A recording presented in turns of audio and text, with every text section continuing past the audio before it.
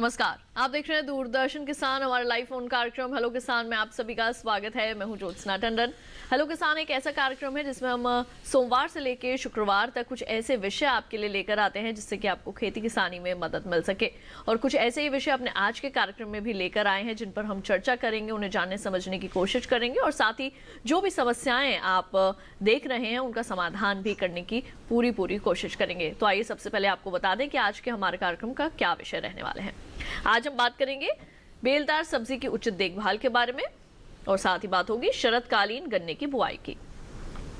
इन दोनों ही विषयों से संबंधित अगर आपके मन में कोई भी प्रश्न है, कोई भी शंका है, आप किसी भी अपने प्रश्न का उत्तर चाहते हैं तो बेहिचक हमें फोन कीजिए हमारे टोल फ्री नंबर्स पर जो कि हैं 1800-113061, 1800-113061। और जब भी आप इन नंबर्स पर फोन करेंगे आपका कोई भी पैसा नहीं लगेगा, कोई भी शुल्क नहीं लगेगा। केवल आप सभी से एक छोटा सा निवेदन, जब भी आप हमें फोन करें अपने टीवी की आवाज को बिल्कुल बंद रखें, खास तौर से जिस दौरान आप अपना प्रश्न हमारे विशेषज्ञों से पूछ रहे हो। तो बेलदार सब्जियों के संबंध में हमें ज्यादा जानकारी देने के लिए आज स्टूडियो में हमारे साथ मौजूद हैं डॉक्टर गोगराज सिंह जी। आपका बहुत बहुत स्वागत है। और इसके साथ ही शरतकालीन गन्ने की बुआई के संबंध में हमें ज्यादा जानकारी देंगे डॉक्टर संजीव, जो कि हमारे साथ आज ऑनलाइन मौजूद हैं। डॉक्टर संजीव, आपका भी बहुत बहुत स्वागत है हमारे लाइव फोन कार्यक्रम में। तो फिर आइए कार्यक्रम में चर्चा की शुरुआत करते हैं और सबसे पहले हम रुख करते हैं डॉक्टर सिंह का। डॉक्टर गोगराज, ये बताएं कि जो आज हम बात कर रहे हैं बेल वाली सब्जियों के बारे में, तो ये किस तरह से हमारे किसानों की आय को बढ़ाने में मददगार साबित हो सकती हैं? देखिए, बेलदार सब्जियां वो सब्जियां हैं जो कि वर्ष में 2 बार भी ली जाती है। कुछ सब्जियां ऐसी है जो 3 बार भी इनकी खेती किसान कर सकता है। जैसे हम बात करें लौकी, तरबूज की, खरबूज की, तो ये फसलें गर्मी के मौसम में भी लगाई जाती है और बरसात के मौसम में भी लगाई जाती है।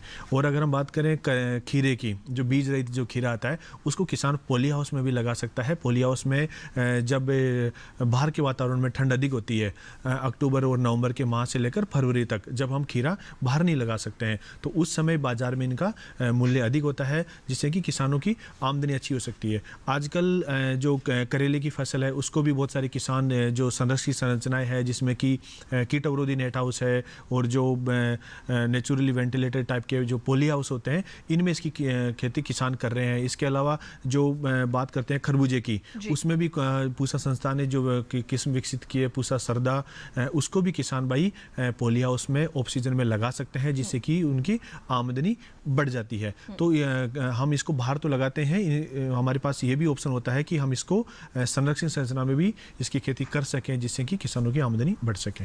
बिल्कुल, तो न केवल पारंपरिक फसलों की खेती करके बल्कि सब्जियों की भी खेती आप करके अपनी आमदनी में इजाफा कर सकते हैं। और जैसे कि यहाँ डॉक्टर गोगराज ने बहुत अच्छी जानकारी दी कि चाहे सीजन हो या ऑफ सीजन हो, आप तमाम ये जो बेलदार सब्जियां हैं इन्हें आप ले सकते हैं, पॉली हाउस में भी इन्हें उगा सकते हैं। और इसके बारे में भी हम ज़्यादा जानकारी ज़रूर डॉक्टर सिंह से यहाँ पर हासिल करेंगे, लेकिन सबसे पहले देखते हैं इसी विषय पर आधारित एक खास रिपोर्ट।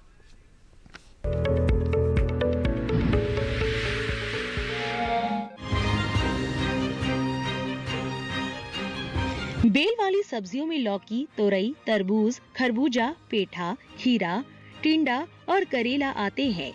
बेल वाली सब्जियों को कद्दू वर्गीय सब्जियां भी कहते हैं। जिन किसानों ने इन सब्जियों की बुआई कर रखी है वो इस समय फसल की देखभाल करें। कद्दू वर्गीय सब्जियों में प्रति हेक्टेयर 25 किलो नाइट्रोजन या 54 किलो यूरिया को 2 भागों में बांटकर बुआई के 30 से 45 दिनों बाद टॉप ड्रेसिंग करें। कद्दू वर्गीय सब्जियों में मचान बनाकर उस पर बेल चढ़ाएं। ऐसा करने से पैदावार बढ़ेगी और फल भी स्वस्थ होंगे, क्योंकि ये समय बरसात का है। ऐसे में सभी सब्जियों में उचित जल निकासी की व्यवस्था करें।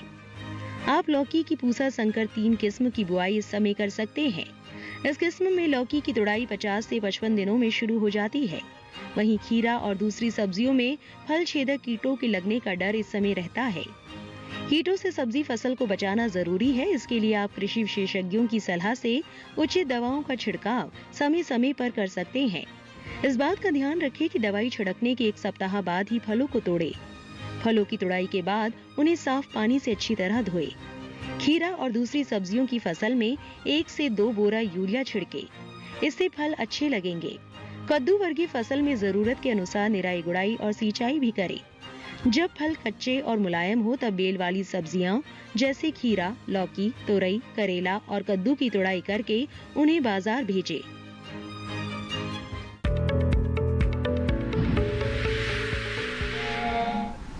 तो अभी आपने बेल वाली सब्जियों पर देखी है विशेष रिपोर्ट और अब आइए रुक करते हैं डॉक्टर संजीव का, जो हमारे साथ ऑनलाइन मौजूद हैं।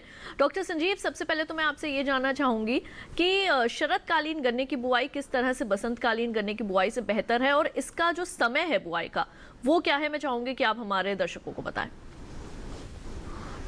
जी, अगर हम शरदकालीन गन्ने की बुआई के समय की अगर हम बात करते हैं तो इसका जो उपयुक्त समय है वो 15 सितंबर से लेकर के और 30 अक्टूबर तक ये समय होता है, क्योंकि इस बीच में इसके जमाव के लिए जो उपयुक्त तापक्रम होता है लगभग 16 से लेकर के और 32 डिग्री का जो तापक्रम होता है वह इस समय मौजूद रहता है। इसलिए जो 15 सितंबर से और 30 अक्टूबर तक हम शरदकालीन गन्ने की बुआई कर सकते हैं, बहुत ही उपयुक्त समय है। रही बात इसके लाभ की, अगर हम बात करें कि ये किस प्रकार से शरदकालीन गन्ने की तुलना में लाभकारी है, तो निश्चित रूप से मैं ये बताना चाहूंगा किसान भाइयों को कि जो बसंत काल में गन्ने की बुआई किसान भाई करते हैं उसकी तुलना में शरदकालीन गन्ने में लगभग 15 से 20% अधिक उपज प्राप्त होती है जी। इसलिए उपज प्राप्त होती है कि जब बसंतकालीन गन्ने में ब्यात या टिलरिंग शुरू होती है उस समय शरदकालीन गन्ने में ब्यात हो चुकी होती है और बढ़वार की दिशा में वो अग्रसर रहता है।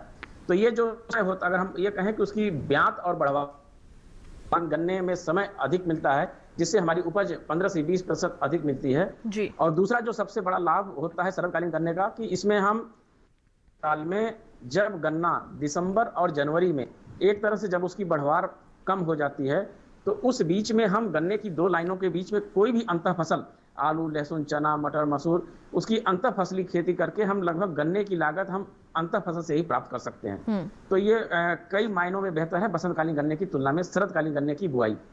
बिल्कुल, और इसके बारे में भी आपसे आगे जरूर जानकारी हासिल करेंगे। खेत की तैयारी और किस्मों से संबंधित, साथ ही खाद उर्वरक की भी बात करेंगे। तमाम बिंदुओं पर डालेंगे नजर, लेकिन पहले देखते हैं एक खास रिपोर्ट।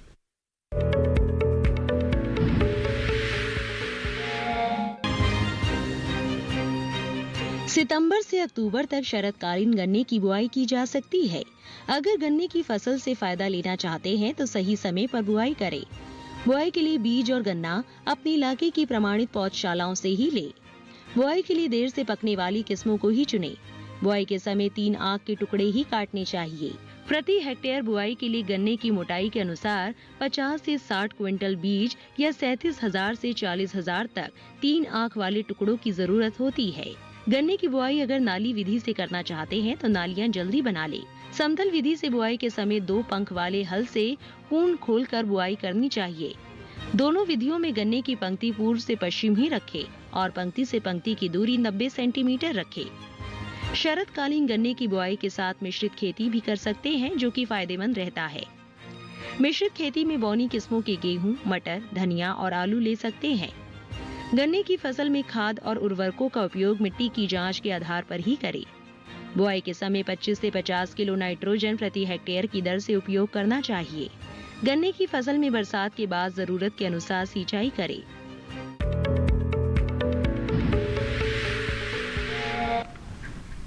तो अभी आपने देखी एक खास रिपोर्ट और आपको एक बार फिर से बता दें, आज हम बात कर रहे हैं बेल वाली सब्जियों की उचित देखभाल के बारे में और साथ ही बात हो रही है शरदकालीन गन्ने की बुआई से संबंधित। अगर आप इन दोनों ही विषयों के संबंध में कोई भी जानकारी हासिल करना चाहते हैं, आपके मन में कोई भी प्रश्न, कोई भी शंका है, उसका समाधान चाहते हैं, तो बेहिचक हमें फोन कीजिए। हमारे टोल फ्री नंबर्स हैं 1800-113060 और 61। जब भी आप इन पर फोन करेंगे आपका कोई भी पैसा नहीं लगेगा। केवल आप सभी से एक छोटा सा निवेदन, जिस दौरान आप अपना प्रश्न विशेषज्ञों से पूछ रहे हो उस दौरान अपने टीवी की आवाज को बिल्कुल बंद रखें। और अब आइए रुक करते हैं डॉक्टर गोगरा जी का। डॉक्टर गोगरा जी, ये बताएं कि अभी हमारे जिन किसान भाई बहनों ने बेल वाली सब्जियां लगा रखी हैं और हम ये भी देख रहे हैं कि कुछ दिनों से हमारे देश में बरसात भी जो है वो अच्छी खासी हो रही है, तो ऐसे में अगर सिंचाई वो करने की सोच रहे हो तो उनको क्या करना चाहिए? क्या अभी सिंचाई रोक देनी चाहिए? देखिए अभी जो बरसात का मौसम चल रहा है और लगातार बरसात हो रही है, तो जिन किसानों ने अभी बेलदार सब्जियों की बुआई कर रखी है, तो सबसे पहले मैं ये बताना चाहूँगा कि अगर बरसात ज़्यादा हो रही है खेत में, तो खेत में उचित जल निकास की व्यवस्था ज़रूर करनी चाहिए। क्योंकि अगर लगातार पानी अगर भरा रहता है और वो पुष्पन की अवस्था में है या फल बनने शुरू हो गए हैं, तो ज़्यादा पानी लगातार रहता है तो फल गलने शुरू हो जाते हैं और उनमें जो परागण की जो क्रिया है वो भी अच्छे से नहीं हो पाती है। तो वो पानी जो जल का निकास है उसकी व्यवस्था अच्छे से कर लेनी चाहिए। और सिंचाई तब करें जब बारिश रुक जाए और लगभग 7 से 8 दिन के अंतराल पर, और जब मृदा में नमी की कमी बहुत ही कम हो उस समय करना चाहिए। और लेकिन सिंचाई है वो निरंतर अंतराल पर करते रहना चाहिए। बिल्कुल। और अगर आपके खेत के अंदर जल जमाव हो गया है तो उसमें पानी की निकासी की भी उचित व्यवस्था जो है वो होनी बहुत ज़रूरी है। तो अगर आपने बेल वाली सब्जियां लगा रखी हैं और किसी तरह की समस्याएं अगर आपके सामने आ रही हैं तो बेहिचक आप हमें फ़ोन कर सकते हैं। और अब आइए रुक करते हैं डॉक्टर संजीव का, जो हमारे साथ ऑनलाइन मौजूद हैं। डॉक्टर संजीव, ये बताएं कि हमने ये तो जान लिया कि शरतकालीन गन्ना जो है वो किस तरह से आर्थिक रूप से लाभकारी है हमारे किसानों के लिए, लेकिन ये जानना भी बहुत ज़रूरी है कि जब इसकी बुवाई करें तो खेत की तैयारी किस प्रकार से करनी चाहिए। कौन कौन सी ऐसी मुख्य बातें हैं जिनको ध्यान में रखने की आवश्यकता है। खासकर सबसे पहले अगर हम बात करते हैं खेत की तैयारी की, किस तरह की मिट्टी होनी चाहिए और कैसे खेत को तैयार करें। जी बिल्कुल। जो बुआई के समय अगर हम खेत की तैयारी की बात करें तो गन्ने की फसल के लिए ये और भी महत्वपूर्ण हो जाता है, क्योंकि गन्ना ऐसी फसल है लंबाई में बढ़ने वाली फसल होती है और इसकी लंबाई कई जो किस्में हैं 12 से 15 फीट 16 फीट तक इसकी लंबाई जाती है।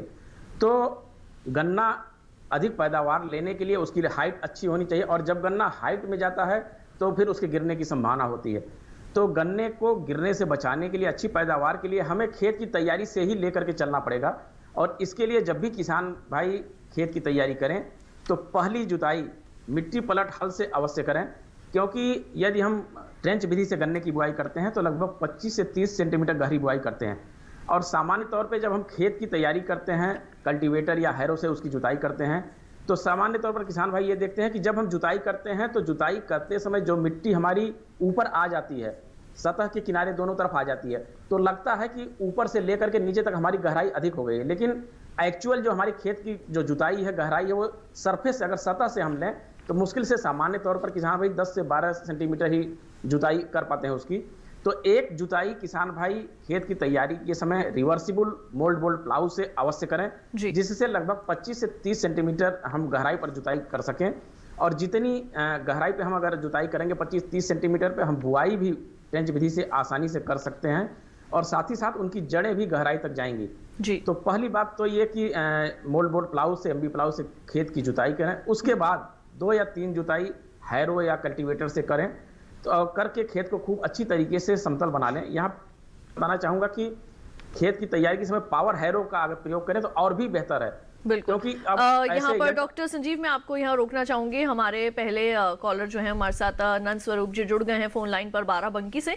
पहले हम उनका सवाल शामिल करते हैं। हेलो जी नंद स्वरूप जी, आपका बहुत बहुत स्वागत है कार्यक्रम में। अपना सवाल पूछिए। उनके साथ शायद हमारी लाइन जो है वो कट गई है। एक बार फिर से रुक करते हैं डॉक्टर संजीव का। डॉक्टर संजीव, मैं चाहूंगी आप जानकारी को आगे बढ़ाएं।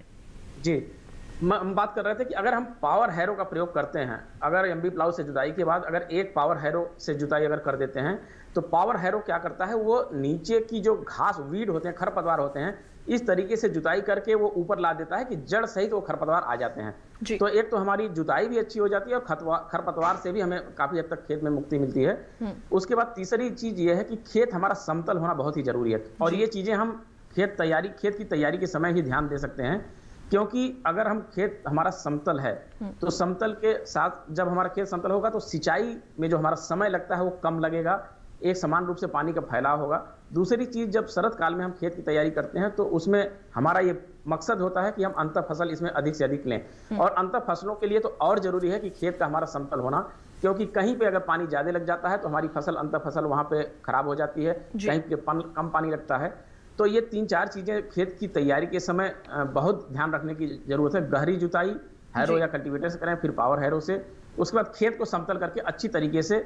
और लास्ट वाली चीज मैं खेत की तैयारी में बताना चाहूंगा कि किसान भाई खेत की तैयारी के समय ही गन्ने में 100 कुंटल गोबर की सड़ी हुई बिल्कुल, खाद। हम इसके बारे में जरूर जानकारी लेंगे। यहाँ पे डॉक्टर संजीव एक बार फिर से हमारे साथ नंद स्वरूप जी जुड़ चुके हैं बाराबंकी से, उनका सवाल शामिल करते हैं। हेलो हेलो नंद स्वरूप जी, आपका बहुत बहुत स्वागत है कार्यक्रम में। सवाल पूछिए, क्या जानना चाहेंगे?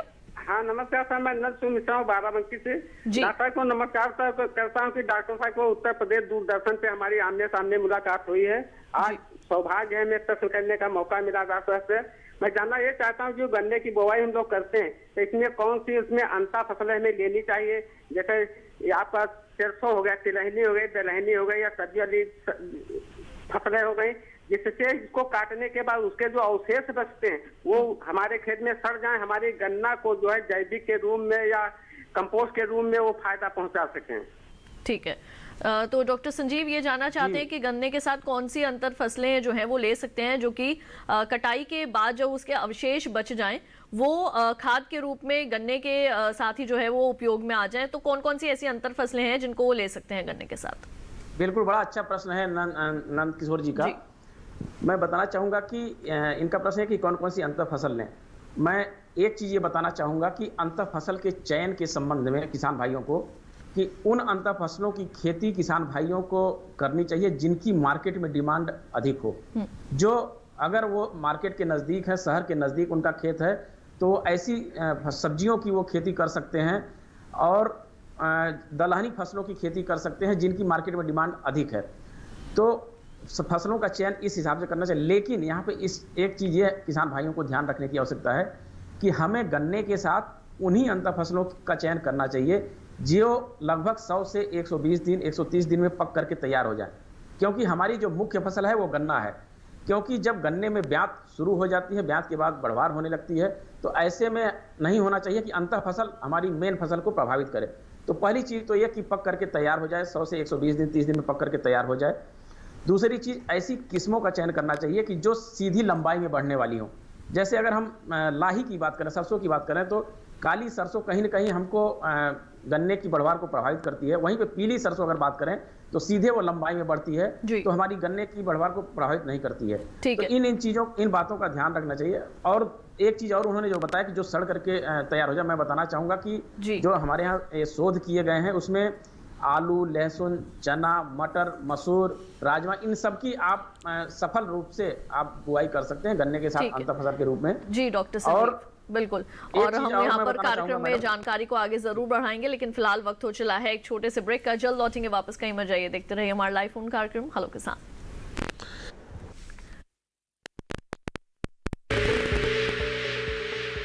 अरे भाई सुना नहीं क्या, केसीसी ने किसानों का जिंदगी बदल दिया है। देश के छोटे किसान 1,60,000 रुपए तक का कर्ज बिना किसी गारंटी को ले पाएंगे। ब्याज खोरों से भी पीछा छुटा। मैं तो जैविक खेती का पूरा सामान मंगा लिया। केसीसी का भी कोई दबाव नहीं है। ब्याज चुकाने के लिए पूरा 1 साल मिलता है। समय पर भुगतान करने पर केवल 4% के सालाना ब्याज पे लोन मिल गया मुझे। अपना आधार कार्ड, लेटेस्ट फोटो और जमीन के कागजात लेके अप्लाई करो बस। और नामांकन भरने के लिए जेब भी ढीली नहीं करनी पड़ी।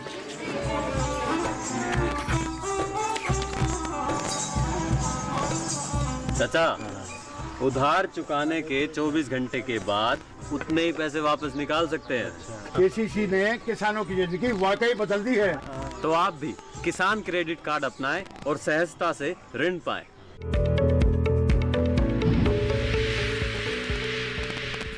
ब्रेक के बाद एक बार फिर आप सभी का स्वागत है हमारे लाइव फोन कार्यक्रम हेलो किसान में, जहां आज हम बात कर रहे हैं बेल वाली सब्जियों की उचित देखभाल के बारे में और साथ ही बात हो रही है शरतकालीन गन्ने की बुवाई की।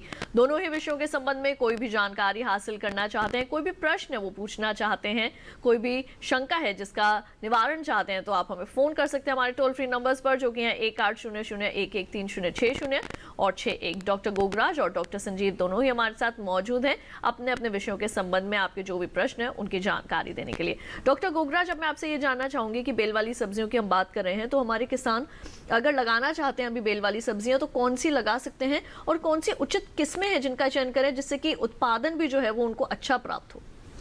देखिए, वैसे तो जो बेल वाली जो सब्जियां हैं, इनका जो लगाने का समय होता है वो 15 जुलाई से 30 अगस्त तक किसान भाई लगाते हैं। लेकिन अभी भी अगर कुछ किसान भाई अगर जिनका खेत तैयार कर चुके हैं, वो बेल वाली सब्जियों की खेती कर सकते हैं।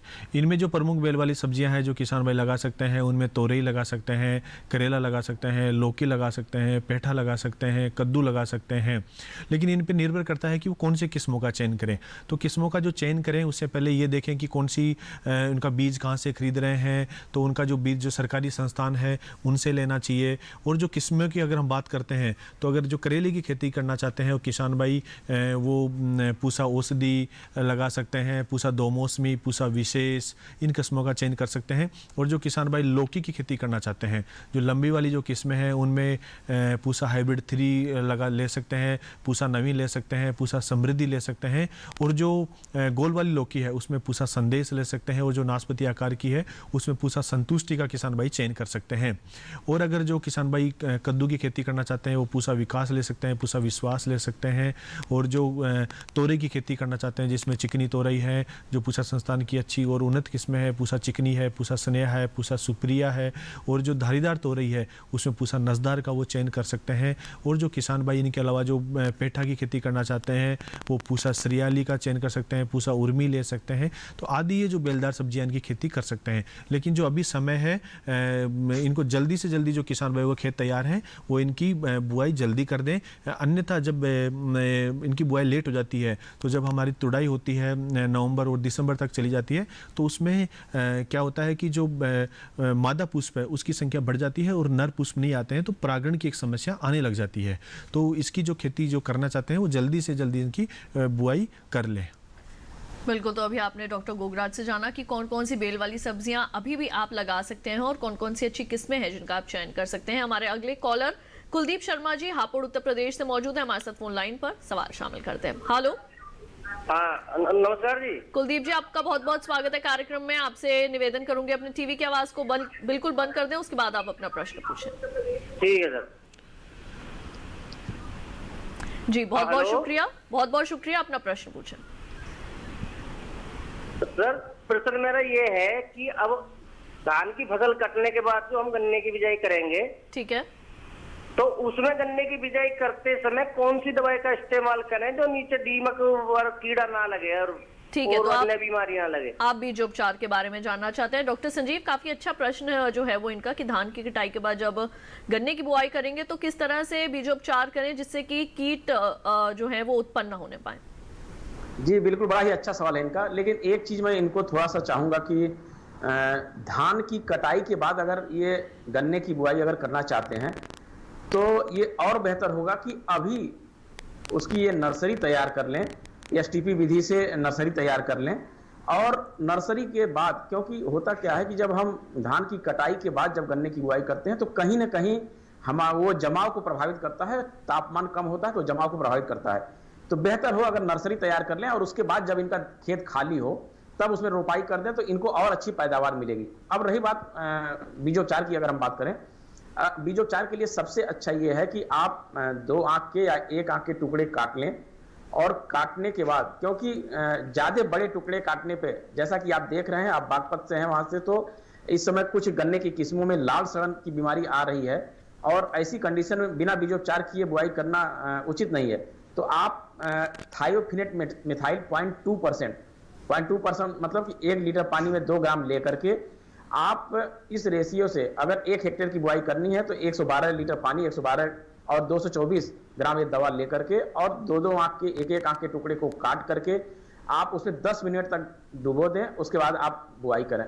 अब रही बात, आपका प्रश्न था दीमक के लिए हम क्या करें। दीमक के लिए सबसे अच्छा यह है कि मेटाराइजियम एनिसोप्ली, ये एक बायोपेस्टिसाइड है, एक तरह का फंगस है। जब हम बुआई करते हैं, बुआई के समय ही अगर कूड़ों में अगर इसको हम डाल दें, दीमक क्या होता है कि जैसे ही पानी हम सिंचाई करते हैं तो नीचे चली जाती है दीमक और लगभग 5 से 6 फीट नीचे तक दीमक चली जाती है। तो अगर हम मेटाराइजियम बायोपेस्टिसाइड पेस्टिसाइड अगर डाल देते हैं तो दीमक के संपर्क में अगर वो मेटाराइजियम फंगस आ गया तो दीमक अगर 4-5 फीट नीचे भी अगर चली जाती है तो वो उसके साथ जुड़ा रहेगा, भले नीचे कितनी चली जाए, उसके बाद दीमक को वहीं पे वो खत्म कर देगा। सामान्य तौर पर अगर हम इंसेक्टिसाइड डालते हैं तो इंसेक्टिसाइड डालते ही दीमक नीचे चली जाती है। तो मैं सुझाव दूंगा बायो पेस्टिसाइड का प्रयोग करें। कृषि रक्षा इकाई पे मिले मेटाराइजियम एनिसोप्ली 5 किलोग्राम प्रति हेक्टेयर की दर से 2 से 3 कुंटल गोबर की सड़ी हुई खाद में मिला के कूड़ों में आप डाल दें बुआई करते समय तो बहुत ही कारगर है।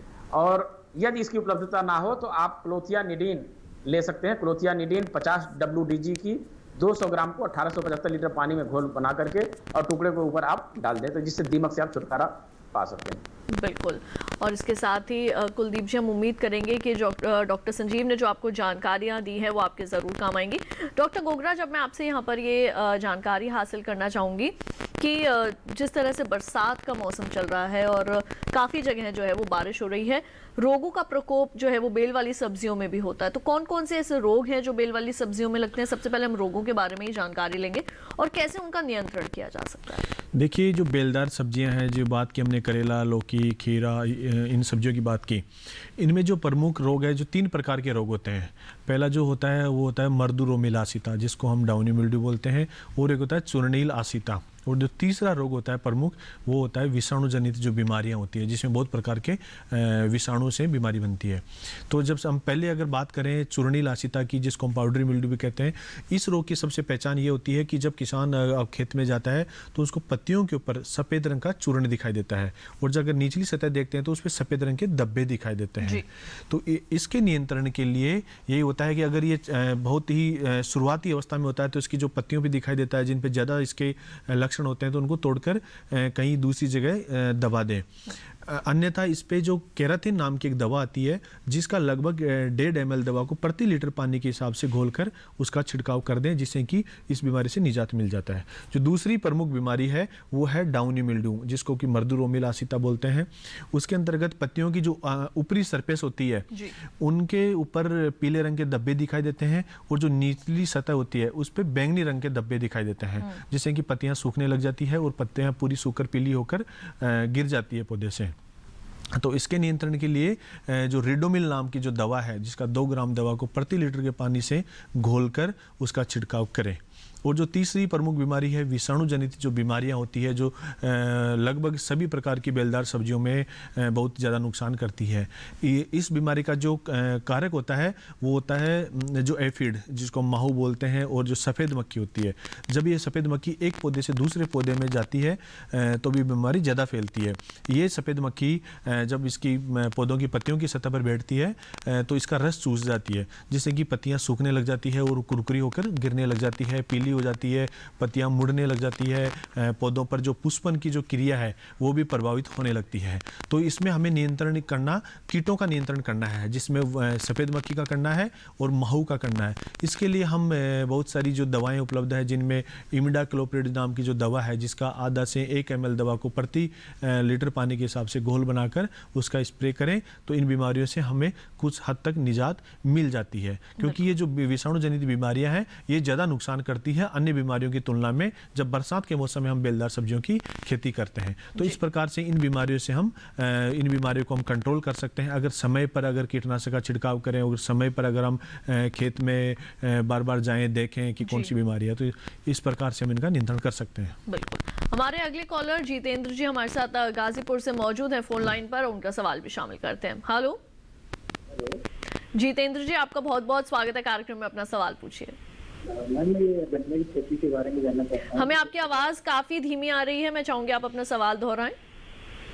Hello ma'am. हेलो जी, सवाल पूछिए। गन्ने की खेती के विषय में जानकारी चाहता हूं। गन्ने की खेती के बारे में, गन्ने की खेती के संबंध में जानकारी लेना चाहते हैं? हाँ जी बिल्कुल। डॉक्टर संजीव, हमारे अगले कॉलर गन्ने की खेती के संबंध में जानकारी लेना चाहते हैं, तो अभी आपने जो जानकारियां दी हैं उन्हें एक बार फिर से दोहरा दें। और मैं साथ ही आपसे यहाँ पर एक सवाल जो है वो जोड़ना चाहूंगी कि कौन कौन सी अच्छी किस्में हैं जिनका चयन कर सकते हैं हमारे किसान जब वो शरदकालीन गन्ने की बुआई करें? जी बिल्कुल।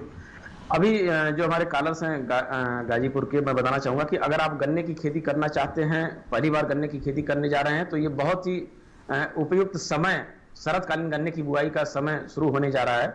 आप शरद काल में गन्ने की बुआई कर सकते हैं। गन्ने की सबसे पहले बात आती है कि गन्ने की किस्मों की उपलब्धता की मैं बात बता दूं।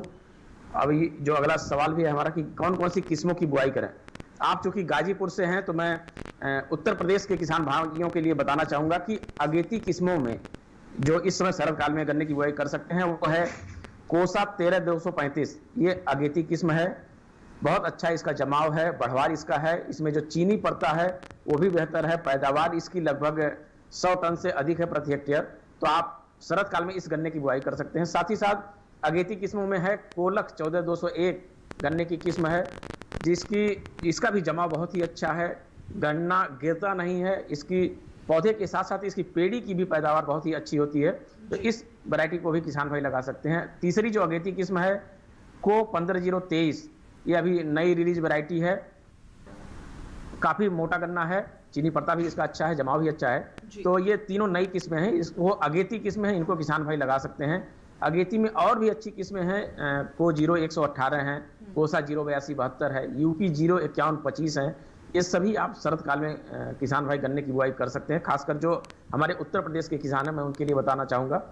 और अगर इसी में मध्य देर की किस्में भी बहुत ही अच्छी हैं, कोसा 13452 है, आप उनकी बुआई कर सकते हैं। कोसा 09232 है, कोसा 08279 है, जिसकी कई पेड़ियां 3-4 पेड़ी हम ले सकते हैं।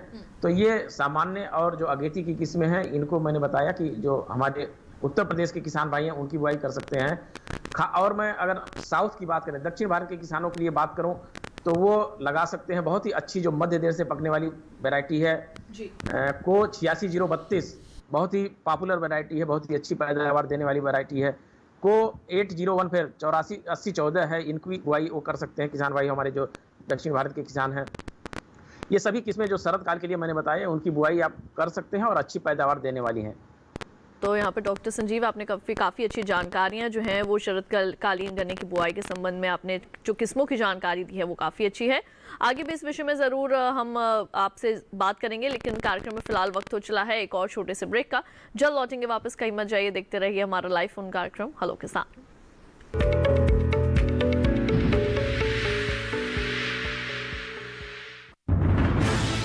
कोरोना वायरस के खतरे से बचते हुए फसल की कटाई, बिक्री, खरीद, नई फसल की जुताई और बुआई सुरक्षित हो सकती है अगर हम लगातार हाथों को साबुन और साफ पानी से नियमित अंतराल पर धोते रहें। नाक, मुंह को मास्क, गमछे या कपड़े से ढक कर रखें। आंख, कान, नाक, मुंह न छुएं।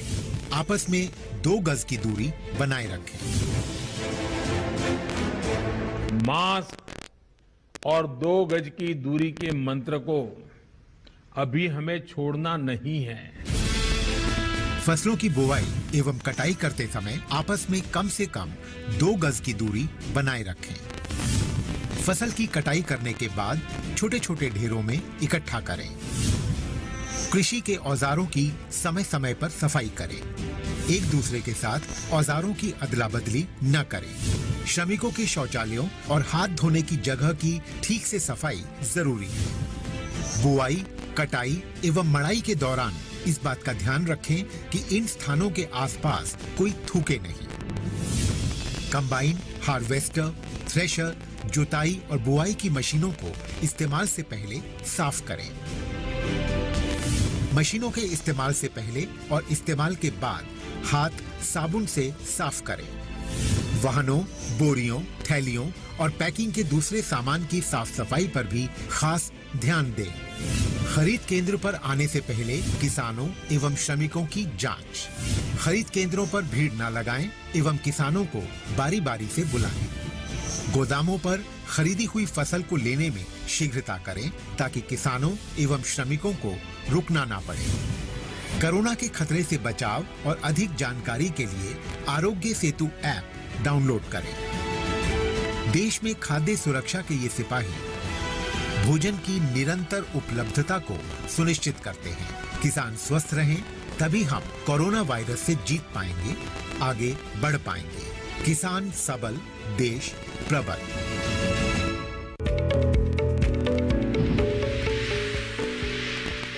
ब्रेक के के बाद एक बार फिर आप सभी का स्वागत है हमारे लाइव फोन कार्यक्रम हेलो किसान में, जहां आज हम बात कर रहे हैं बेल वाली सब्जियों की उचित देखभाल के बारे में और साथ ही बात हो रही है शरतकालीन गन्ने की बुआई की। दोनों विषयों के संबंध में कोई भी जानकारी लेना चाहते हैं, लगातार हमारे टोल फ्री नंबर्स आपके टेलीविजन स्क्रीन पर दिखाए जा रहे हैं 1800111360 और 61। जब इन नंबर्स पर फोन करें अपने टीवी की आवाज को बिल्कुल बंद रखें। जिस दौरान आप अपना प्रश्न हमारे विशेषज्ञों से पूछ रहे हो, डॉक्टर गोगराज और डॉक्टर संजीव आज हमारे साथ मौजूद हैं। इसी के साथ हमारे अगले कॉलर लक्ष्मी नारायण जी चुरू राजस्थान से मौजूद है हमारे साथ फोन लाइन पर। उनका सवाल आइए शामिल करें। हेलो। हाँ जी, आपका बहुत बहुत स्वागत है हमारे कार्यक्रम में। लक्ष्मी नारायण जी अपना सवाल पूछिए। ठीक है साहब, बहुत बढ़िया बात।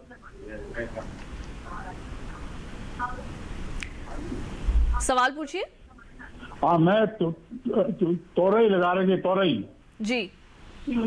तोरई के मायने वो जब वो तोड़ लगती है तब वो गल जाती है। हम आपका सवाल नहीं समझ पाए, एक बार फिर से दोहराएं। आपने तोरई लगा रखी है, उसमें किसी तरह की समस्या आ रही है? वो तोरई लगती है ना उसके। हाँ बताइए।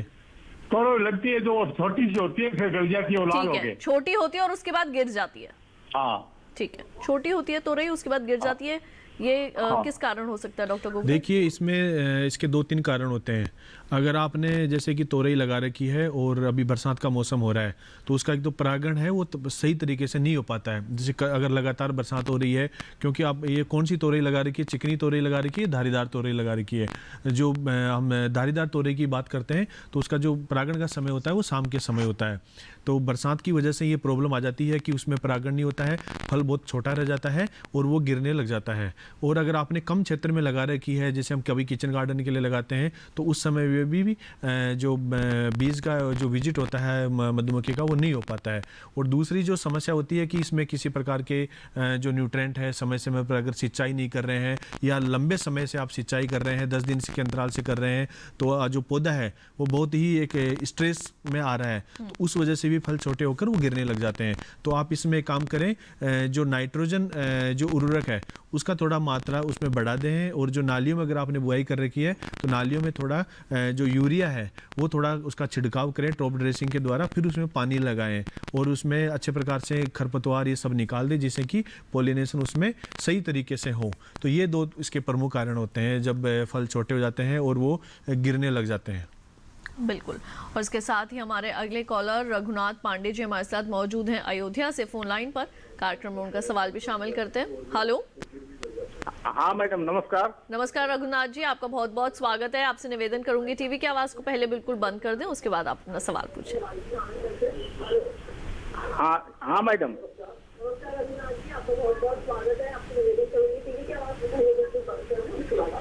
जी मैडम, टीवी की आवाज कम है।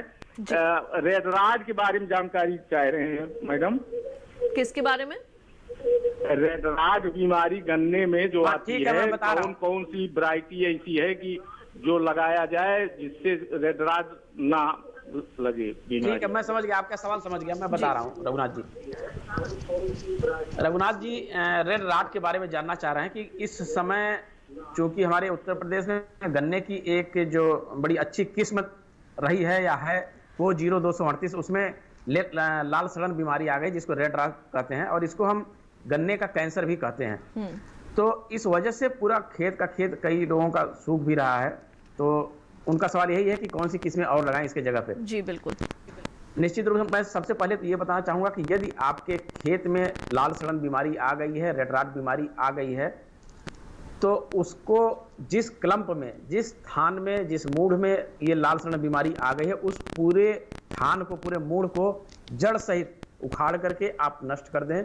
और जहां से आप उखाड़ रहे हैं वहां पे नीचे गड्ढे में ब्लीचिंग पाउडर, प्रति गड्ढे में 10 से 20 ग्राम ब्लीचिंग पाउडर डाल दें और अगर संभव हो तो थायोफिनेट मिथाइल की ड्रेंचिंग करके उसको ढक दें। क्योंकि लाल सड़न बीमारी का जो ये फंगस है ये मृदा में एक्टिव अवस्था में रहता है, 6 महीने तक एक्टिव रहता है और अगर गन्ने के अवशेष के साथ अगर ये फंगस है तो सालों तक ये जीवित रहता है। तो तुरंत इसको नष्ट कर दें और उस खेत का पानी दूसरे खेत में ना जाने पाए, ये प्रिकॉशन आप ले लें ताकि हमारी जो स्वस्थ फसल है वो प्रभावित ना होने पाए। तीसरी चीज ये है कि उस फसल की कटाई के बाद आप अगले साल कम से कम 1 साल तक गन्ने की बुआई ना करें उस खेत में। अब अगला सवाल आपका यह है कि कौन कौन सी किस्में में आप उसकी अभी किस्मों की बात हुई भी है, मैं पुनः आपको बता देता हूं कि को 0238 की बुआई अभी आप उस खेत में कम से कम साल 2 साल बिल्कुल ना करें जब तक ये वेराइटल लोड कम नहीं हो जाता। उनके जगह पे आप कोसा 13235 गन्ने की बुआई करें। अगेती किस्म है, शाहजहांपुर संस्थान से निकली हुई है, बहुत ही अच्छी किस्म है। कोलक 14201 की बुआई आप कर सकते हैं, 15023 की बुआई कर सकते हैं, को 0118 की बुआई कर सकते हैं। इन किस्मों की बुआई रघुनाथ जी करें जो लाल सड़न रोग के प्रति ये रेजिस्टेंट है। बिल्कुल। और इसी के साथ हमारे अगले कॉलर श्याम सुंदर जी मौजूद हैं फोन लाइन पर राजस्थान से, उनका भी सवाल शामिल करते हैं। हेलो हेलो हेलो श्याम सुंदर जी, आपका बहुत बहुत स्वागत है, सवाल पूछिए। श्याम सुंदर शर्मा, बारा राजस्थान से बात कर रहा हूँ मैडम। जी स्वागत है, सवाल पूछिए।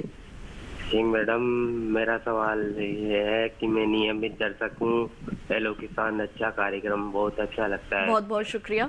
मैं जानना चाह रहा हूँ मैडम, जैसे कि हेलो किसान में सप्ताह भर के कार्यक्रम में कि जैसे कि आपका कार्यक्रम आ रहा है फल बेलदार व्रत के गन्ने की ऊपर जी, तो मैं हमारे क्या है कि एक कद्दू वर्गीय सब्जी है, ठीक है, क्या शरद कालीन में बोई हुई, जैसे कि हमारी कद्दू वर्गीय सब्जी जो क्या है कि किस्म कद्दू वर्गीय जो उसमें क्या है कि कद्दू नहीं आ रहे हैं और पेड़ तो अच्छा आ रहा है, पानी भी सिंचाई भी अच्छी है। बरसात हमारी 12 जिले में, तो 12 जिले तो आपने कद्दू लगा रखा है लेकिन उसकी बढ़वार नहीं हो पा रही है, आप ये जानना चाहते हैं? हाँ, उसकी एक बिल्कुल। डॉक्टर गोगराज जी क्या जानकारी देना चाहेंगे इसके बारे में? देखिए, अभी ये है कि कद्दू वर्गीय जो सब्जियां हैं उनका उचित समय होता है अगस्त के माह में इनका लगाने का। तो इस समय अभी बढ़वार होती है, बेल बढ़ती है, और जो कद्दू होता है वो द्विलिंगी फसल होता है। इसमें क्या होता है, मादा पुष्प और नर पुष्प दोनों एक ही पौधे पे आते हैं। तो इसमें पहले क्या होता है, जो नर पुष्प आते हैं, तो मादा पुष्प जब आते हैं जब तापमान में थोड़ी गिरावट हो जाती है। तो अभी जो तापमान है आपने देखा अगस्त तक बहुत ह्यूमिडिटी हो रही है, बहुत उमस हो रही है, इस वजह से गर्मी बढ़ रही है। तो आप थोड़ा सा इंतजार करिए। जब किसान भाई यही कभी अक्सर गलती हो जाती है कि आप बहुत जल्दी उसकी फसल को लगा देते हैं, फिर उसकी बढ़वार बहुत अच्छी हो जाती है, वानस्पतिक वृद्धि होती है, लेकिन उस पर फल नहीं बनते हैं। तो जो मादा पुष्प होते हैं वो जब ठंड ठंड होने लग जाती है उस समय उसकी ग्रोथ होती है, मादा पुष्प आते हैं और उसके बाद में उसमें फल निकलना शुरू होते हैं। और जो दूसरा कारण होता है कि उसकी वानस्पतिक वृद्धि अधिक हो रही है और उसमें फल नहीं आ रहे हैं, तो आपने जो नाइट्रोजन वाले जो खाद व उर्वरक हैं उसकी मात्रा का प्रयोग आपने ज़्यादा किया होगा, जिससे कि वानस्पतिक वृद्धि बढ़ती रहती है और उसमें पुष्पन की क्रिया प्रभावित हो जाती है। तो आप जब भी फसल आप बेलदार सब्जियां लगाएं तो उससे पहले आप अपनी मिट्टी की अच्छी से जांच करवा लें, उसमें नाइट्रोजन की कितनी मात्रा है, फास्फोरस की कितनी है, पोटेशियम की कितनी है। तो नाइट्रोजन वाले जो उर्वरक है उनकी मात्रा आप कम कर दें, खेत में उनका प्रयोग ज़्यादा ना करें, अन्यथा वानस्पतिक वृद्धि ज़्यादा होती रहती है और पुष्पन की क्रिया बहुत ज़्यादा प्रभावित हो जाती है। बिल्कुल। यहीं डॉक्टर गोगराज, मेरा आपसे एक सवाल यहाँ पर ये भी है कि हमारे कई किसान भाई बहन ऐसे हैं जो कि पॉली हाउस में भी खेती करते हैं। तो पॉली हाउस के अंदर कौन कौन सी बेल वाली सब्जियां जो है वो आसानी से लग जाती हैं, उसके बारे में क्या बताएंगे? देखिए, जो अगर बेलदार सब्जियों की बात करते हैं तो इसमें खीरा है जिसको हम बोलते हैं बीज रहित खीरा, जो गाइनोसियस और बीज रहित खीरा दोनों इसमें लक्षण होते हैं, उस प्रकार की किस्मों का हम इसके लिए चयन करते हैं। तो जो पब्लिक सेक्टर में हमारी बहुत सारी वैरायटीज़ हैं जिनमें पंत पार्थेनोकार्पिक खीरा 2 है, पंत पार्थेनोकार्पिक खीरा 3 है, और जो पूसा बीज रहित खीरा है 6 है, उसका भी किसान भाई चयन कर सकते हैं। ये तीनों ही किस्में अधिक और अच्छी उपज देने वाली होती है। लेकिन बेहतर ये होगा कि जब आप खीरे की खेती कर रहे हैं, बीज रहित खीरे की, तो आप सर्दी के मौसम में इसको पॉली हाउस में लगाएं, नवंबर के माह में इसकी बीजों की बुआई करें, तो आप इसको फरवरी और मार्च तक आसानी से ले सकते हैं, जिससे कि बाजार में आपको इसका मूल्य अधिक मिलता है। और ये ध्यान रखें कि जब भी आप पॉली हाउस में कर रहे हैं तो पॉली हाउस का जो आपका स्ट्रक्चर है वो ऐसा होना चाहिए जिसमें कि तापमान सर्दी के मौसम में अच्छे से उसमें नियंत्रित रहे, उसमें ह्यूमिडिटी अच्छी रहे जितनी खीरे की फसल के लिए चाहिए। अन्यथा अगर इसमें तापमान नियंत्रित नहीं होगा तो जो फीमेल फ्लावर है उसमें जो फल का जो बनना है वो अच्छे से नहीं हो पाता है। तो आप इसमें पॉली हाउस में इसकी खेती कर सकते हैं। और हम जब भी पॉली हाउस में लगाएं तो आप इसमें ड्रिप फर्टिगेशन में इसका जरूर प्रयोग करें, क्योंकि जो पॉली हाउस और जो किसी भी अन्य संरक्षित संरचनाएं होती हैं उनमें ड्रिप सिंचाई से अधिक उत्पादन किसान भाई ले सकते हैं। और इसके अलावा जो दूसरी फसल है जिसमें आप करेला भी ले सकते हैं, करेले के लिए जो पूसा संस्थान एक किस्म विकसित की है पूसा रसदार, उसका चयन भी आप जो संरक्षित खेती है उसके लिए आप कर सकते हैं। तो पूसा रसदार में यही है करेले में कि इसमें एक सेम उसी प्लांट पे जो मादा और नर पुष्प दोनों आते हैं, तो आपको सुबह के समय इसमें परागण करना पड़ेगा। जो नर पुष्प है उसको लेकर उसके पोलन है मादा जो फूल है उस पर डालना पड़ेगा, तभी इसमें फल बनेगा। अन्यथा क्योंकि हमारी ये जो संरचना होती है पूरी कवर्ड होती है और उसमें किसी प्रकार का हनी बी का आना जाना नहीं होता है, तो इससे फल नहीं बन पाता है। तो ये जरूर ध्यान रखें कि हाथों से परागण करें। जो तीसरी फसल है वो है खरबूजा, जो हमारी पूसा संस्थान ने पूसा शारदा नाम की किस्म विकसित की है। इसके फल गोल्डन येलो कलर के होते हैं और इसमें बीटा कैरोटीन भी रिच होता है, तो इसकी मार्केट भी बहुत अच्छी वैल्यू होती है। इसमें भी आपको हाथों से परागण करना होता है और आप इस किस्म का चयन किसी भी प्रकार की प्रोटेक्टेड संरचना के लिए आप ले सकते हैं। अगर सर्दी में करना चाहते हैं तो जो आपका हाईटेक जो पॉली हाउस है, ग्रीन हाउस है, उसमें आप इसकी खेती करें। बिल्कुल। और इसी के साथ हमारे कार्यक्रम में वक्त हो चला है एक और छोटे से ब्रेक का। जल्द लौटेंगे वापस और दोनों विषयों पर जानकारी को बढ़ाएंगे आगे। आप देखते रहिए दूरदर्शन के साथ।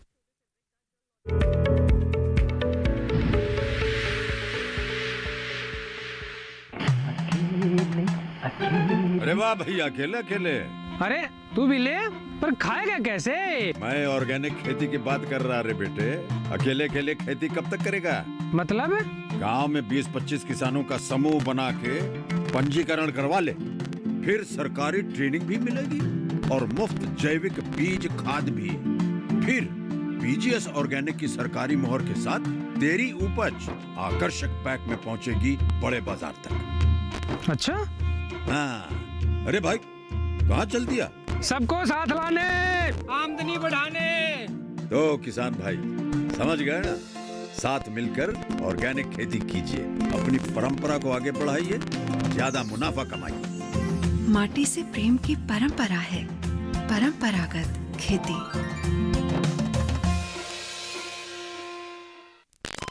अरे सुन तो। मुझे क्या सुनाना चाहते हो? जो सुनाओ मेरी सौतन को। किसको? अरे वही तुम्हारा मोबाइल फोन जिससे सुबह शाम दिन रात चिपके रहते थे और कहते थे किसान कॉल सेंटर से बातें हो रही हैं। अच्छा ये बात है। हाँ क्यों, क्या हुआ?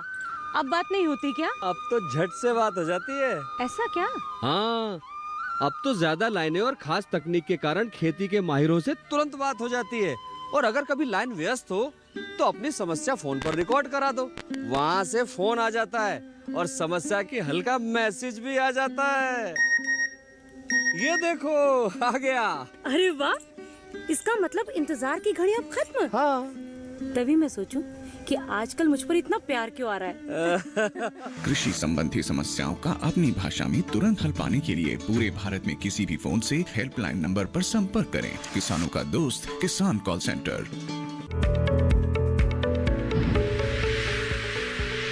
ब्रेक के बाद एक बार फिर आप सभी का स्वागत है हमारे लाइव फोन कार्यक्रम हेलो किसान में, जहां आज हम बात कर रहे हैं बेल वाली सब्जियों की उचित देखभाल के बारे में और साथ ही बात हो रही है शरदकालीन गन्ने की बुआई की।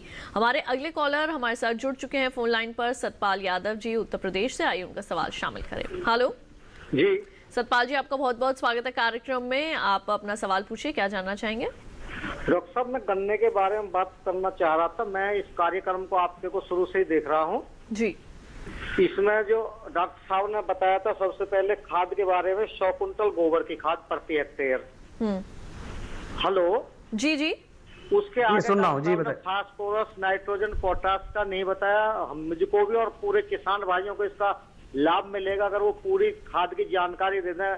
अब जो गन्ना बुनाई का टाइम चल रहा सितंबर में जी, इसमें हम कितनी डीएपी, कितना फास्फोरस, कितनी पोटास डाल दें, कितना जिंक प्लस। डॉक्टर साहब ने अभी 2-3 दवाओं का नाम बताया था, थायोमैक्सम कैनम और 2-3 दवाई और उनको जरा धीरे से बता दें, या डॉक्टर साहब अपना नंबर डाल दें, हम व्हाट्सएप पर उनको लिख के पूछ लें, पर थोड़ी धीरे से जानकारी मिल जाए, क्योंकि पूरे किसान जिस हिसाब से डॉक्टर साहब ने बोला दवाई का नाम वो समझ नहीं पाते। जी मैं भी नहीं समझ पाया, हो ठीक सकता है। मेरे जैसे और भी किसान भाई ऐसे हो। जी ठीक है, आपका सुझाव है, मैं बता रहा हूँ आपको। पहला तो ये कि उस समय हम लोग बात कर रहे थे, खेत की तैयारी की बात कर रहे थे, इसलिए मैंने बताया कि खेत की जब हम तैयारी कर रहे हैं तो अंतिम जुताई के समय आप गोबर की सड़ी हुई खाद डाल दें। बाकी जो खाद और उर्वरक की बात थी वो आगे चूंकि डिस्कशन में आना था, इस वजह से मैंने वहाँ पे इस चीज़ को नहीं टच किया। तो मैं पुनः एक बार रिपीट कर दे रहा हूँ कि अंतिम जुताई के समय 100 कुंटल गोबर की सड़ी हुई खाद अथवा 50 कुंटल आप प्रेसमट ले लीजिए सड़ी हुई, ये भी ना मिले तो 25 कुंटल वर्मी कंपोस्ट या केचुआ की खाद अंतिम जुताई के समय डाल करके और खेत तब आप पाटा लगा दीजिए। अब बात आती है कि गन्ने की बुआई के समय कौन कौन से उर्वरक प्रयोग करना चाहिए। शरदकालीन गन्ने की बुआई के लिए अगर आप उत्तर प्रदेश से हैं तो उत्तर प्रदेश के लिए मेरा पहला आपसे निवेदन ये होगा कि आप मृदा की जांच के पश्चात ही खाद एवं उर्वरकों का प्रयोग करें तो ज़्यादा बेहतर होगा। इससे हम संतुलित रूप में उर्वरकों का प्रयोग कर सकेंगे और उर्वरकों पे होने वाले फालतू खर्च को भी बचा सकेंगे। लेकिन यदि किसी कारण से मृदा की जांच नहीं करा पाए हैं तो आप जो सामान्य संस्तुति है शरदकालीन गन्ने की बुआई के लिए, उसमें 200 किलोग्राम नाइट्रोजन, 80 किलोग्राम फास्फोरस और 60 किलोग्राम पोटास और 25 किलोग्राम जिंक सल्फेट, ये शरदकालीन गन्ने की बुआई के लिए उचित जो रिकमेंडेड डोज है, साइंटिफिक डोज है, वो ये है। अब आपको बुआई के समय इसमें फास्फोरस, पोटास और जिंक सल्फेट की पूरी मात्रा आपको कूड़ों में डालनी है, लेकिन नाइट्रोजन की 1/3 मात्रा आपको केवल डालनी है बुआई के समय। बाकी जो 2/3 मात्रा आपकी नाइट्रोजन की है उसको आप 2 या 3 बार में खड़ी फसल में आप टॉप ड्रेसिंग के द्वारा इनका प्रयोग करेंगे। ये उर्वरकों की बात हो गई। दूसरी बात जो थायोफिनेट मिथाइल की हमने बात किया था कि बीज उपचार की बात किया था, आप पुनः नोट कर सकते हैं। थायोफिनेट मिथाइल इसका 0.2% अर्थात 1 लीटर पानी में 2 ग्राम लेकर के अगर 1 हेक्टेयर के लिए बीज उपचार करना है तो 112 लीटर पानी ले लीजिए और 224 ग्राम थायोफिनेट मिथाइल ले लीजिए और उसमें गन्ने के 2 आंख के और 1 आंख के टुकड़ों को कम से कम 10 मिनट तक उपचारित करने के पश्चात ही आप उनकी बुआई करें तो वो ज़्यादा बेहतर होगा। दीमक के लिए एक दवा का और मैंने बताया था, संभवतः मैं वो ही मैं रिपीट कर दे रहा हूँ कि मैंने बताया कि बायो पेस्टिसाइड का आप प्रयोग करें, मेटाराइजियम एनिसोप्ली तो ज़्यादा बेहतर होगा 5 किलोग्राम प्रति हेक्टेयर के हिसाब से। रासायनिक में क्लोथियानिडीन 50 WDG 200 ग्राम प्रति हेक्टेयर की दर से 1875 लीटर पानी में घोल बनाकर पेड़ों के ऊपर अगर डाल दें तो दीमक को नियंत्रित कर सकते हैं। बिल्कुल। और इसी के साथ डॉक्टर संजीव आप हमारे साथ जुड़े और इतनी अहम जानकारियां शरदकालीन गन्ने की बुआई के संबंध में आपने दी, उसके लिए आपका बहुत बहुत शुक्रिया। और इसी के साथ सतपाल जी, हम उम्मीद करेंगे कि कार्यक्रम में जो जानकारी अभी आपके प्रश्न से संबंधित डॉक्टर संजीव ने दी है वो आपके ज़रूर काम आएंगी। और इसी के साथ जो हमारे दर्शक इस वक्त हमारे कार्यक्रम देख रहे हैं उनके लिए भी एक सुझाव मैं दे देना चाहती हूँ कि आप हमारे इस कार्यक्रम को दूरदर्शन किसान के YouTube चैनल पर भी देख सकते हैं और कृषि से संबंधित तमाम जानकारियाँ जो आज के हमारे कार्यक्रम में विषयों से संबंधित दी जा रही हैं उनको आप एक बार फिर से उनका जो प्रसारण है वो आप YouTube पर भी दूरदर्शन किसान को आप टाइप कीजिए और वहाँ पर आप सब्सक्राइब भी कर सकते हैं और वहाँ आप हमारे इस कार्यक्रम का जो प्रसारण है उसे देख सकते हैं बार बार लगातार। और डॉक्टर गोगराज जी, आपसे भी चलते चलते मैं एक यहाँ पर सवाल करना चाहूँगी कि बहुत ज़रूरी होता है हमारे किसानों के लिए जानना, खासकर जब वो सब्जियों को बाजार में लेकर जाते हैं तो किस तरह से उनकी पैकेजिंग करें, किस तरह से उनकी ग्रेडिंग करें, मार्केटिंग कैसे करें जब वो बाजार में लेकर जाएं और उससे उनको अच्छा जो मूल्य है वो प्राप्त हो। बहुत संक्षेप में देखिए, सबसे पहले तो यह है कि जब हम इनकी तुड़ाई करते हैं तो सामान्यतः किसान इनकी तुड़ाई सुबह के मौसम में करते हैं। तब जब भी इनकी तुड़ाई करें तो इनकी तुड़ाई का और जो करने के बाद में इनको किसी भी प्रकार के जो ट्रे होती है प्लास्टिक की उनके ऊपर रखें या किसी प्लास्टिक की जो पॉलीथीन है उनके ऊपर रखें। इनको ज़मीन की सतह पर ना रखें क्योंकि इनकी सतह पर मिट्टी चिपक जाती है और फिर वो उसको वॉशिंग करना वो बहुत बड़ी एक समस्या हो जाती है। तो जब इनको तुड़ाई करें, तोड़ने के बाद में जो फलों की लंबाई होती है लंबाई हो गई या उनकी जो मोटाई होगी, उसके हिसाब से फलों की इनकी ग्रेडिंग कर लेनी चाहिए। चाहे वो खरबूजा हो, तरबूज हो, लौकी हो, करेला हो, कोई भी बेलदार सब्जियां हो, उसके हिसाब से इनकी जो पैकिंग करनी चाहिए। पैकिंग हम इसमें जो गन्नी बैग से उसमें भी कर सकते हैं, जो प्लास्टिक के जो बैग होते हैं उनमें भी इनकी पैकिंग हम कर सकते हैं, और इसके अलावा जो कागज़ के कुछ बैग होते हैं इनमें भी इनकी पैकिंग हम कर सकते हैं। इसके बाद में इसकी मार्केटिंग करनी चाहिए, जिससे कि जो हमारे अच्छे फल होते हैं और जो स्वस्थ फल होते हैं, जो अट्रैक्टिव फल होते हैं, इनका मूल्य है किसानों को अलग से और अच्छा मिल जाता है। अन्यथा उसमें जो मिक्सर होता है, कुछ फल छोटे होते हैं, कुछ बड़े होते हैं, तो वो जो कंज्यूमर होता है उसको अट्रैक्ट नहीं कर पाता है। तो इनकी जो प्रमुख होती है, इसकी ग्रेडिंग अच्छे से करनी चाहिए प्रॉपर, और फिर इनको बाजार में पहुंचाना चाहिए। बिल्कुल। और इसके साथ डॉक्टर गोगराज, आपका भी बहुत बहुत शुक्रिया, आप यहाँ पर आए और इतनी अच्छी आपने जानकारियाँ विषय से संबंधित दी, उसके लिए आपका धन्यवाद। और आइए आपको बता दें कि कल हमारे कार्यक्रम का क्या विषय रहने वाला है। बदलते मौसम में पशुओं के रखरखाव के बारे में, और साथ ही बात होगी बकरी पालन से फायदों के संबंध में। विषयों के संबंध में कोई भी प्रश्न पूछना चाहते हैं, hellokisan2015@gmail.com ये हमारा ईमेल आईडी है, इस पे आप अपने प्रश्न हमें मेल कर सकते हैं। फेसबुक पर जाएं, हिंदी में टाइप करें हेलो किसान, वहां भी आप अपने प्रश्न हमें लिख सकते हैं। दूरदर्शन किसान का कॉल सेंटर नंबर 1800111306 सोमवार से शनिवार सुबह 6 बजे से रात 10 बजे तक आपके लिए उपलब्ध रहता है। यहाँ भी आप अपने प्रश्न रिकॉर्ड करवा सकते हैं। और हमारे इस कार्यक्रम को देखने के लिए टीवी पर दिखाए जा रहे QR कोड को स्कैन कीजिए, या फिर हमारे YouTube चैनल पर भी आप सब्सक्राइब करके हमारे तमाम प्रसारित कार्यक्रमों को एक बार फिर से देख सकते हैं और कृषि से संबंधित तमाम जानकारियाँ हासिल कर सकते हैं। और इसी के साथ हमारे आज के लाइव हेलो किसान कार्यक्रम के इस अंक में बस इतना ही। मुझे दीजिए इजाजत, आप देखते रहिए दूरदर्शन किसान। कल फिर आपसे होगी मुलाकात। नमस्कार।